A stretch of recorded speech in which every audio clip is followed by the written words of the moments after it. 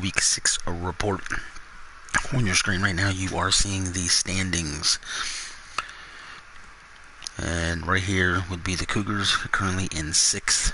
As far as the seeds go, that would be your playoff teams. Sentinels and Nighthawks would have the quote-unquote bye weeks. Beats would play the Cougars in Brooklyn, and the Redwoods would be in San Diego. So we're just going to go through this real quick. You can see who is exactly where and what their overall records are, and then we'll go division by division. Obviously, some teams have played 5 games, some teams have played 4 due to bye weeks. The Aviators and Pioneers taking up the bottom. Now, let's just take a look at this. The most points scored is currently the Nighthawks by 5 over the Sentinels. And then we just scroll down through here and look at the points that are being scored by each team.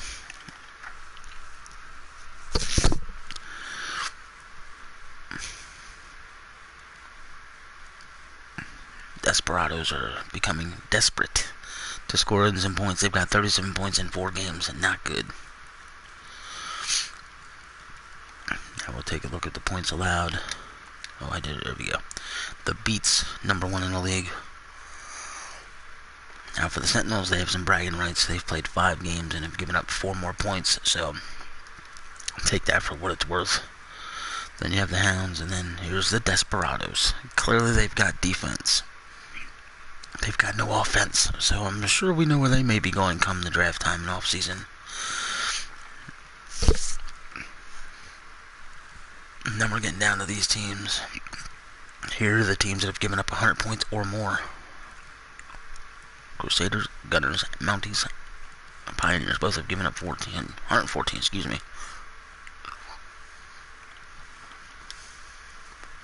Aviators won week 1, have lost 4 straight. The Gunners won 2 weeks in a row, then have lost 3 straight. I just wanted to point that out, that these two teams started out doing well and are now on some losing streaks.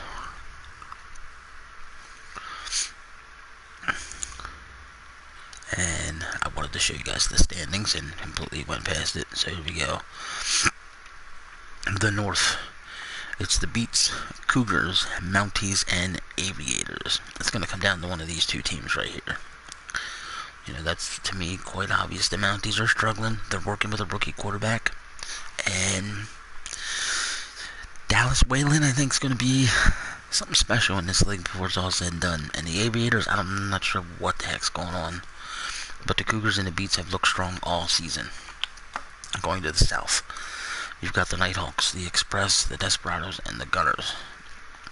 Now, if you take a look at the Desperados, they're on a 3-game winning streak. They started out 0-2. They're starting to figure it out.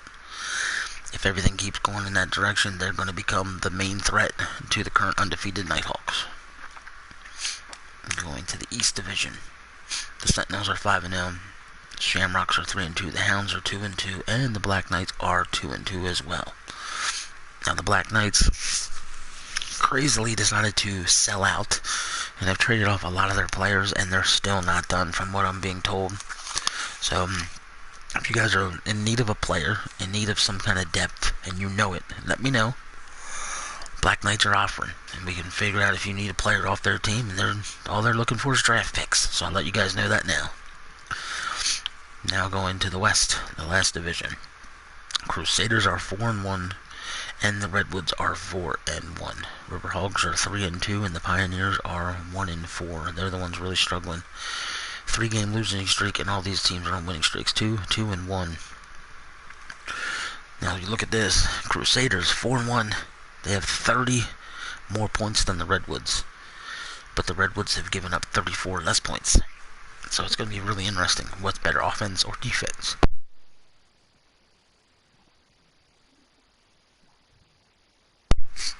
Alright, let's go check out the statistics in the league.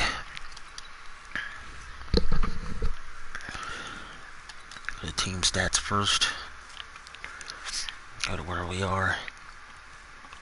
We're not doing total yards gained. That's ridiculous. We do it by total offense. Here you go. Your number one offense in the league right now, total yards, is the Nighthawks, followed by the Crusaders and the Sentinels. And look at this. I just want to point this out. If you know how to do math, 1808 to 1814 is 6 yards. This is 1 yard. These three teams are separated by 6 yards. That is wild. 5 yard difference, 6 yard difference. Crazy. Nothing to brag about there anyway. Then you have the big drop down to the Gunners. So that's 1, 2, 3, they have 4th, 5th, 6th, 7th, 8th.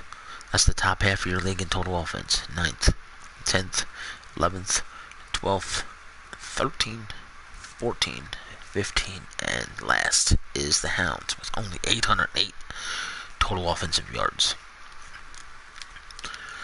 Go now to the number one passing team in the league. It is the Redwoods, who lead the Crusaders by 20. And they're 43 better than the Pioneers. So, it's 1, 2, 3, 4, 5, 6, 7, 8, 9, 10, 11, 12, 13, 14, 15, and 16. The Hounds are last in total offense and last in passing offense. Now we'll check out the running games. Number 1 is the Sentinels, 2 the Gunners, 3 the Nighthawks, 4 the Crusaders, 5 Cougars, 6 Beats, 7, 8, 9, 10, 11 for the Hounds, not 16, 12, 13, 14, 15, and 16. 2-2 and only 201 rushing yards. That is not good. Points per game. The number 1 team in the league is the Nighthawks by 1 yard. 1 point. 1 point. And they're 3.2 better here. So, Nighthawks 1, 2, 3, 4, 5, 6, 7. Look at that. 7th in the league in points. Just not getting the yards, and that's awesome. It's because of their defense puts up a lot of scores for them, and that's what's amazing about this team. 8, 9, 10, 11, 12, 13, 14, 15, and Desperado's dead last with 9.3 points a game. Not good at all. Now I want to go into this. Number 1 team in the league in passing touchdowns, 12, and 10, and 10. There's only 3 teams with double digits. And then you scroll down through here, a lot of teams with 8, and then it starts breaking off. And then you got the Hounds, who have 1 passing touchdown all season. Just 1. That is crazy. Now, rushing touchdowns. I find this very, very interesting, and I'm going to point this out because I'm focusing on 1 team with this rushing touchdowns. And I'm not even sure that team owner realizes it. And he'll be like, whoa, really? So 1, 2, 3, 4, 5, 6, 7, 8, 9, 10, 11, 12, 13, 14, 15, and 16. Black Knights, Desperados, struggling, I get it. But there's your undefeated Beats, who have 0 rushing touchdowns on the season. And the only reason why they're down in total offense and passing and rushing compared to some other teams is they've only played 4 games. A lot of those other teams have played 5 games. So it's going to push them down a little bit. It's going to make things a little bit deceiving. And as you saw, they're one of the top teams in the leagues in points per game.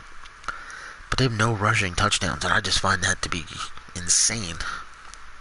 So, moving to the defense. Let's get over here.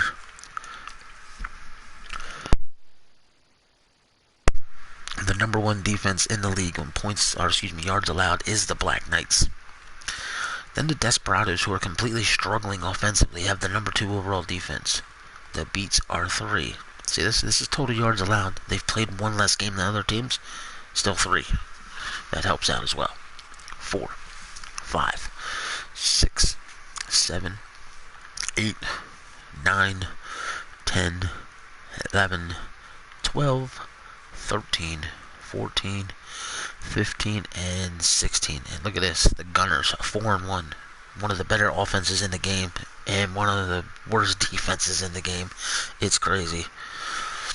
And I want to point out this right here with the Hounds. Was it 7, 1, 2, 3, 4, 5, 6? No, 1, 2, 3, 4. Okay, yeah, they're 5th. They're the 5th best defense in the game, and they are struggling offensively. How good would that team be defensively if they had some offense to back them up? Alright, passing.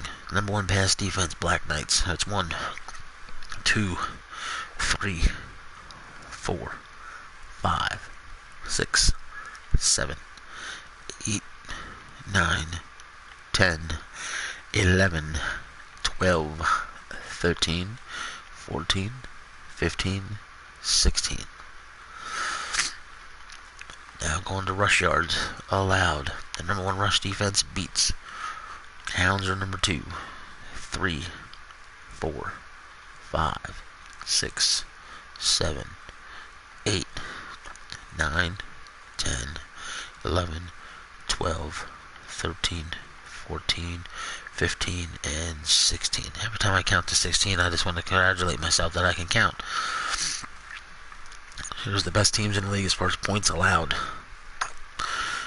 Got the Beats, Hounds, Sentinels, Desperados, Redwoods, Nighthawks, Cougars, Express, Aviators, Riverhogs, Black Knights, all with 87 points. Shamrocks. Now we get into the teams that have allowed 100 points or more. 1 team, 2 teams, 3 teams, 4 teams. 114 points is the most points allowed all season total. And the 2 teams are currently there, Mounties and Pioneers. Team sacks. The Redwoods have 23 sacks as a team, leading the league. And it's the Black Knights with 22, the Sentinels with 21, Aviators with 20. So there's your teams in the 20s, 4 of them. And then it's a drop, 16, 15 of them, 15 of them, and they're starting to get better. 15. And all the way down here to the Express, who have just 10.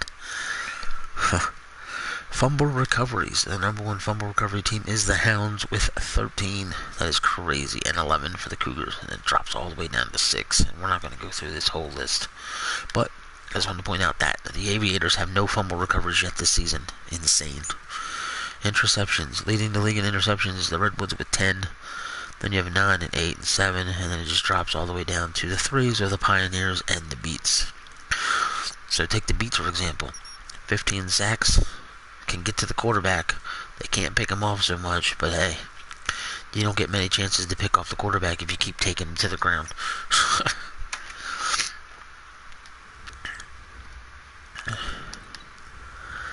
Go into the league stats.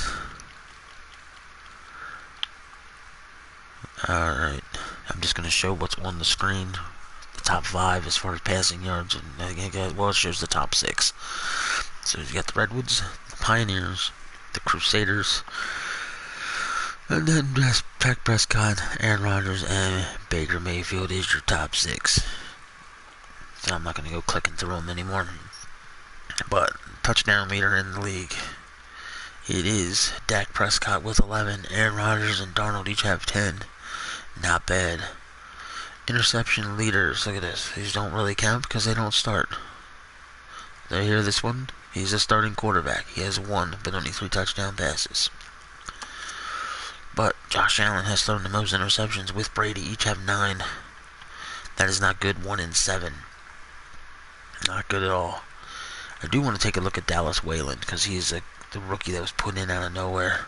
7 touchdowns, 3 interceptions, 68% completion percentage for the rookie. Under 200 yards per game, but geesh. Amazing. Amazing. Here's who got benched. So compare these two.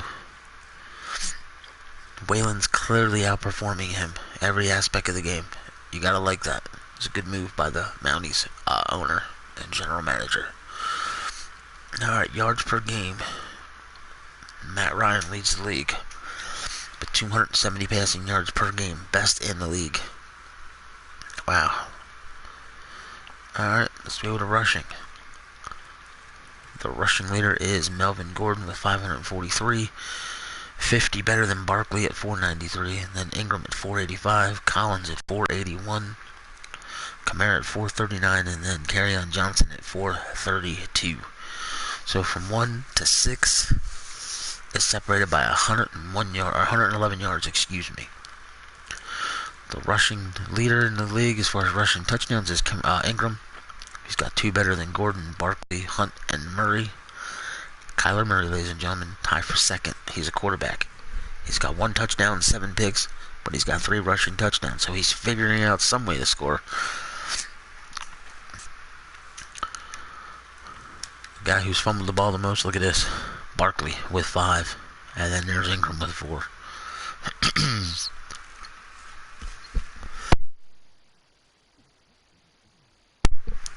Just wanted to see this for the fun of it. The longest runs of the season.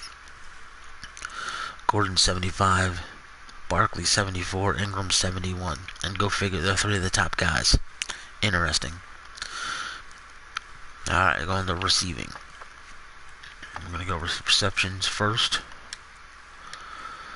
Zach Ertz leads the league in receptions, and what I want you guys to look at real close on this screen, 5 of the top 6 are tight ends. 5 of the top 6 are tight ends. And then when you look at this, you see Hooper 6, 7, 8, 9. 1, 2, 3, 4, 5, 6, 7, 8, 9.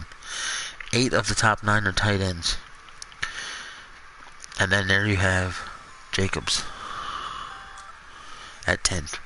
I'm sorry, Edelman's at 10. Edelman is the leading reception leader as far as wide receivers go with 27. This I find very interesting, the tight end position. That's just insane to me. So, in any case, moving on. Leading the league in reception yards is Austin Hooper. He's got himself a good little lead there, 35 yards over Henry. And then there's Mike Evans, Devonta Adams, Ertz, Sutton, Kittle. Alright, your touchdown leader as far as receivers, Evans and Schuster both have 4. So no need to keep scrolling through. The longest reception of the season belongs to Hopkins with 62. That's good. Alright. Let's go to the defense. Solo tackles. The number 1 team player in the league with solos is Mosley and White. That's Devin White, in case you weren't sure who. Both have 33 tackles.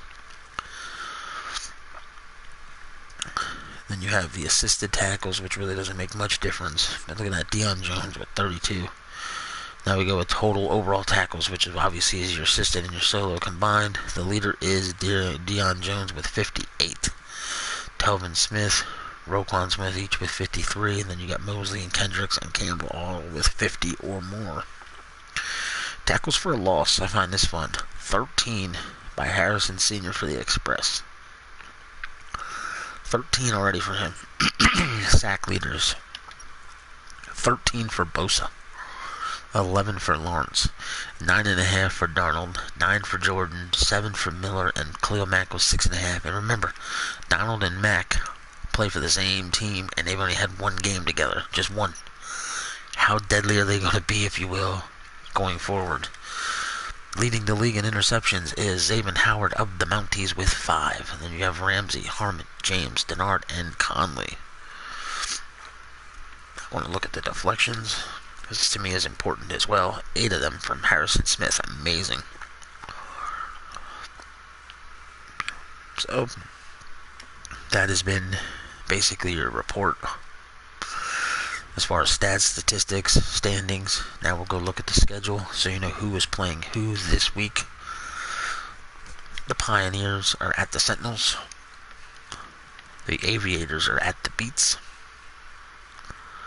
The Nighthawks are at the Express. Desperados at the Cougars.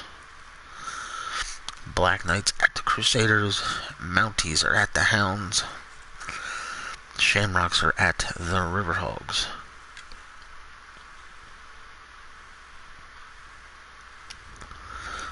So if people were wondering, if you take a look at this, the Sacramento Redwoods, as you see, week 6, a bye week. And then if you go down here and find the Gunners, there. The other one that is on the bye week. Week 6. Right there. Bye week.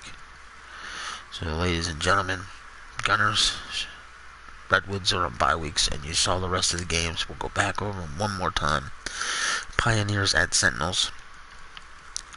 Aviators at Beats. Nighthawks at Express. Desperados at Cougars.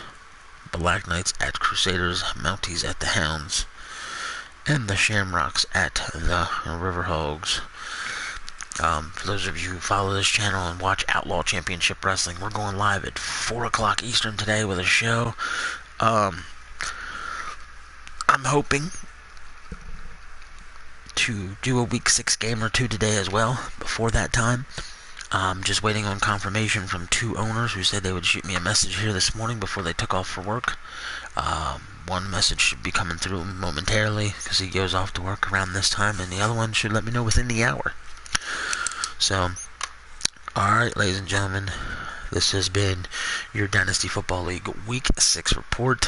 I will see you guys on the field. Later.